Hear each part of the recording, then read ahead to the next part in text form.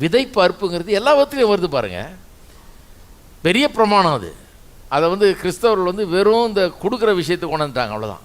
காத்திருக்குன்னு கொடுத்தினா காத்திரு, நீ நிறைய அறுப்பை ஆகும், உண்மைதான். ஆனால் வெறும் அதுக்குன்னு பயன்படுத்துகிறது தப்பு. எல்லா விதத்துலேயும் அன்பை வச்சா அன்பை இருப்பீங்க, விரோதத்தை வச்சு பாருங்கள், விரோதத்தை அறுப்பீங்க.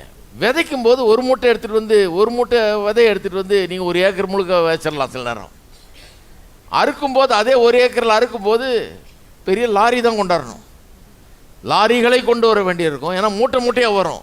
நான் ஒரு மூட்டை தான் வச்சேன், மூட்டை மூட்டையாக வருதுன்னா அப்படி தான் அது அறுப்பு.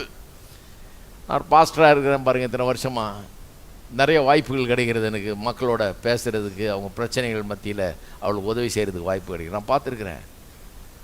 சிலர் இந்த மாம்ச பிரகாரமான வாழ்க்கையை விடுறதே கிடையாது, அதிலே தொடர்றது. அப்படிப்பட்ட ஆட்களோட பேசும்போது பார்த்திங்கன்னா பெரிய பிரச்சனையில் மாட்டி வண்டியாக இறங்கிடுது. இவங்க விதைச்சதெல்லாம் என்ன ஆகிடுது, வண்டியாக இறங்கிடுது. இவங்கள கேட்டிங்கன்னா அவங்க என்ன சொல்லுவாங்க, மாமியார் தாங்க இதுக்கு காரணம், இதுக்கு மச்சான் தான் காரணம், இதுக்கு அயலான் தான் காரணம், அவன் ஏதோ செய்துட்டான்னு நினைக்கிறேன், யாரோ வச்சுட்டாங்கன்னு நினைக்கிறேன், என்னத்தையோ ஏதோ தகடு இருக்குமான்னு தெரியல அப்படின்னு தகடு எடுக்கிற ஆள்னு நினச்சிட்டு வருவாங்க சில நேரத்தில். பிசாசு தான் காரணம், இப்படி பண்ணிட்டான். இல்லை, இவங்க தான் காரணம். இவங்க விதைச்சது என்ன பண்ணுது, இப்போது மூட்டை மூட்டையாக இறங்கி இருக்குது.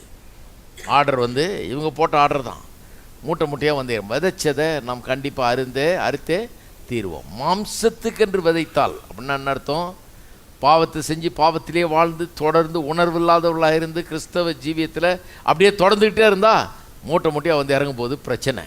அதில் எந்த சந்தோஷமும் கிடையாது. வாழ்நாளெல்லாம் உட்காந்து அழுதுட்டு இருக்கணும்னா அதில் போகலாம். ஆவிக்கென்று விதைத்தால் நித்திய ஜீவனை அறுப்பான் இருக்குது. அப்போ ஆவிக்கென்று விதைக்கிறதுனா என்ன, மாம்சத்தை ஜெயித்து மாம்சத்தை கீழ்ப்படுத்தி மாம்சத்தை அடக்கி கர்த்தர் சொல்லுகிறபடி கர்த்தருடைய சித்தத்தை செய்து வாழுகிறவன் நித்திய ஜீவனை அறுப்பான், நல்ல காரியங்களை அறுப்பான், ஆசீர்வாதங்களை அறுப்பான். ஆபிரகாம் அந்த ஊரை விட்டு வரல, ஜனத்தை விட்டு வரல, இனத்தை விட்டு வரலன்னா ஒன்றும் கிடச்சிருக்காது, புள்ள பிறந்திருக்காது, அவன் சந்ததி அவனோட ஒளிஞ்சே போயிருக்கும். இன்றைக்கி ஆபிரகாம்னா யாருன்னு நமக்கு தெரிஞ்சே இருக்காது. கர்த்தர் புறப்பட்டு வான்னாரு, பேக்கப் பண்ணிட்டு கிளம்பி வந்தான். கர்த்தர் அப்படியே நம்பினான். இன்றைக்கி பாருங்கள், இன்றைக்கும் ஆபிரகாமை பற்றி பிரசங்கம் பண்ணிருக்கோம், இன்னும் பல வாரங்கள் பிரசங்கம் பண்ண போகிறோம். ஆபிரகாம்ன்றது பெரிய ஒரு சப்ஜெக்ட் வேத வசனத்தில். சரி,